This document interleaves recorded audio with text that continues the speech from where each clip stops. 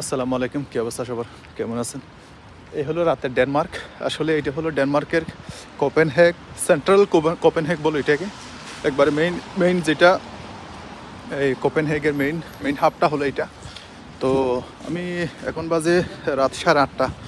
এখানে সন্ধ্যা হয়ে যায় 4টা বাজে মগরিবের আজান দিয়ে দেয় 4টা বাজে। এখন 8:30 মানে হলো আমার প্রায় 1 2 3 4 ঘন্টা হয়ে গেছে গা, সন্ধ্যা হয়ে গেছে 4 ঘন্টার, 4.5 ঘন্টা হয়ে গেছে গা।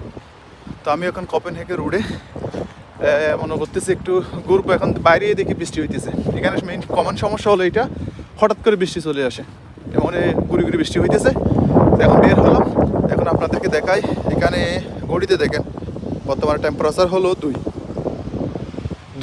2 ডিগ্রি। আমি যখন আসছিলাম দুপুরের দিকে তখন দেখছিলাম এখানে আইস, পুরা রোডের মধ্যে আইস। এখন দেখি মানে আইসটা গলে গেছে গা, কিন্তু বৃষ্টি হইতেছে।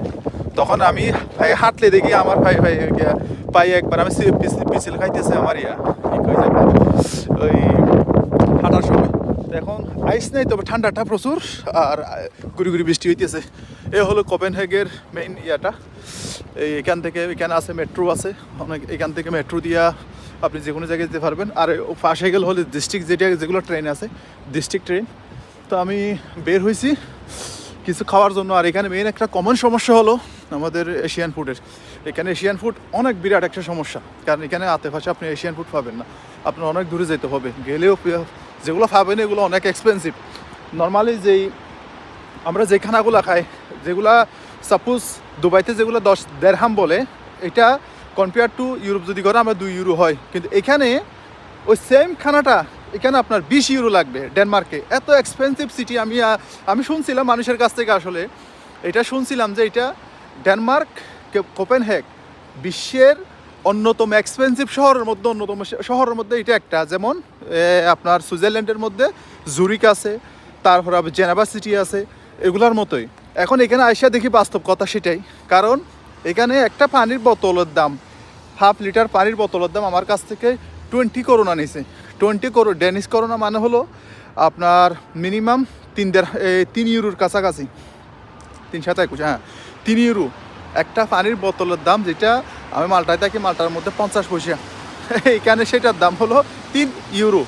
আপনি একটা বুঝে দেখেন, একটা পানির বোতলে যে আপনি যদি কম্পেয়ার করেন তখন আপনি বুঝতে পারবেন। এ হলো এখানে একটা পার্ক আছে, বৃষ্টির কারণে যাচ্ছি না হলে যেতাম ওখানে, হয়তো বা কালকে সন্ধ্যা ওইখানে আসি। এ হলো মেইন হাবটা।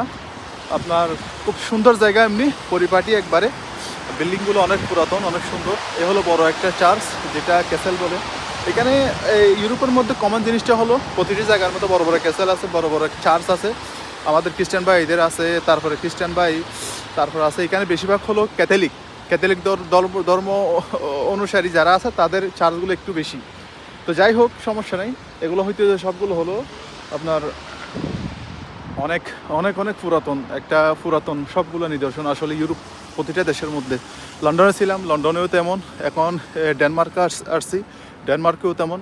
তারপর আপনি যদি যান এখন অন্য দেশেও যান, ফ্রান্স বলেন, ইটালিতে আরও পুরাতন, প্রায় 2000 বছর পুরাতন বিল্ডিং ইটালির মধ্যে এখনও আছে, যে রোম শহরের মধ্যে, যেগুলো দেখছি। তো এই হলো রাতের আপনার ডেনমার্ক। ওয়েদার আসলে খারাপ, না হলে আমার চিন্তাভাবনা ছিল সুইডেনে যাওয়ার। কারণ এই পাশে এই যে রুটটা গেছে, আমি আপনাদেরকে দেখাচ্ছি, এই পাশে রুটটা যে গেছে, এটা দিয়ে গেলে আপনি সুইডেনে যেতে পারবেন। এখান থেকে আমার মনে হয় 40 ইউরো নেবে। 14 ইউরো হলো আপনার এই আপনার বাসে। আপনি এখান থেকে সিধা যেতে পারবেন। আপনি হলো সুইডেনের একটা জায়গা আছে, এটার নাম হলো মালমো। এই মালমোতে আপনি যেতে পারবেন, ওখানে ঘুরতে পারবেন।